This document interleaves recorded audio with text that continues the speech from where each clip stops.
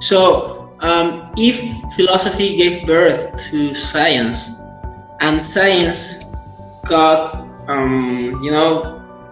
it is systematizing process to define reality or to understand reality. Can philosophy do that? What do you think about? Have you heard about Dr. Fidel Gutierrez? Once more, his name is? The philosopher is Fidel Gutierrez. Have you heard? Yes. He's trying to do something like this, like to systematize philosophy to understand reality the way science does. What do you think about that? Well, I think that all those kinds of endeavors, if they're done with real wisdom and real understanding, are excellent. Philosophy is capable of many dimensions, and we need people exploring the dimensions of human existence in all sorts of ways. Emmanuel Levinas in France explored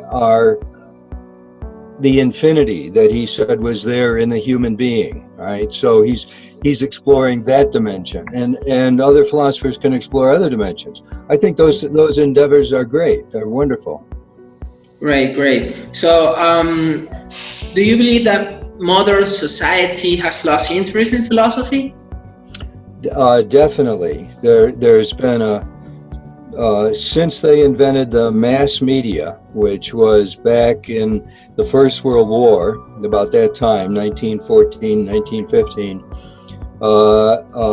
the mass media have been dominated by forces of capitalism, that is, the big corporations who have an interest in making people into consumers and people concerned with their little existence and their immediate existence, and the big questions of life are not economically valuable to the mass media, and therefore what many thinkers have concluded that mass human beings since the early 20th century have become what they call one-dimensional.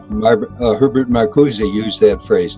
We have a one-dimensional society in which the depth of dimensions of society and the possibilities of alternative, more humane, more intelligent societies are systematically buried among people.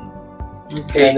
And also the electronic revolution that we have experienced in the last 20 or 30 years gives us this constant attention. Everybody's looking at their cell phone in every bus stop. People are all, and this constant electronic stimulation of one moment to the next obliterates those depth dimensions as well. So I think people have lost interest in philosophy, and yet philosophy is essential to a decent future for human beings on this planet, I think.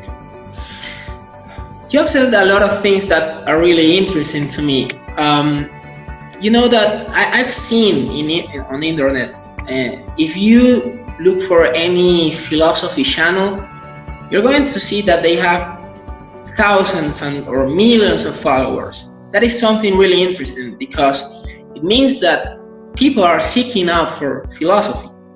Now, you said something earlier that maybe science that get results with the method, the scientific method, is something why people prefer science instead of philosophy, even though that science comes from philosophy.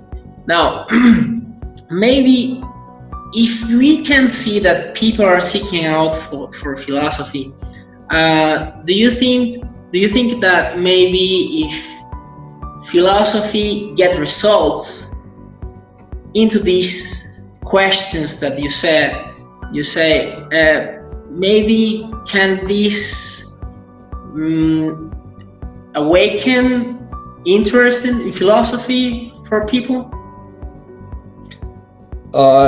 There's possibilities there, right? And as you point out that people are seeking meaning. They're seeking some sort of, partly because we human beings are so threatened with nuclear holocausts and climate collapse and tyrannies of all sorts across the world.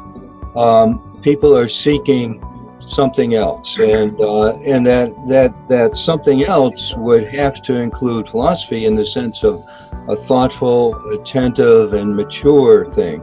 And I think that's the key, that human beings are looking for moving to another stage of maturity, which I call world-centric. We're realizing that we're part of one civilization on this planet. We're one human race, full of a wonderful diversity, but we're all the same. We have one little planet to live on with one biosphere, which is being destroyed right now. And so we need to be thinking in terms of moving to a world which is united. In my view, there's an Earth Constitution, the Constitution for the Federation of Earth, which is a key to uniting under that unity and diversity. But that represents a higher stage of maturity. People need to be thinking, why am I ethnocentric? Why do I defend this nation versus that nation? Why do I identify with this race versus that race, or with my gender, and so on? We need to be thinking as human beings, and if we start really thinking as human beings without those boundaries and those divisions, then we will have reached another stage of maturity, which is what philosophy points us toward. Okay, Professor, tell our followers a little bit about this federal constitution. Sorry, the federal, you said, what's the name? The Constitution for the Federation of Earth. Federation of Earth, yeah. Tell us a little bit about it. Well, it is a constitution that was written by hundreds of world citizens during the late 20th century. And it is now available online on the internet, www.earth-constitution.org. What it does is create for human beings a world parliament. And that world parliament arises from the grassroots of 1,000 electoral districts around the world, so that everybody on Earth gets to vote to put someone in the World Parliament. And this World Parliament's job, I think this is the key thing, their function under the Earth Constitution is the common good of humanity. Not the common good of Russia or China or the United States, but the common good of humanity, which means, it's right there in Article 1 of the Constitution, it means ending war, for protecting human rights worldwide, protecting the global environment, and eventually eliminating this terrible poverty versus wealth that we have in the world, making everybody have a decent standard of living. So those are global issues that no nation or group of nations can attain or achieve.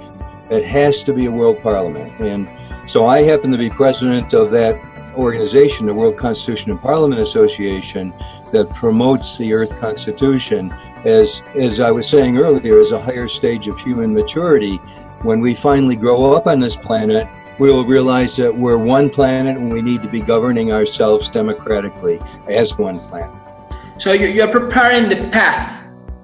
So when that comes, that time comes, you are ready to go. That's right, and you can be part of the path by going to our website and signing the Constitution and so on. I will. You can bet on it.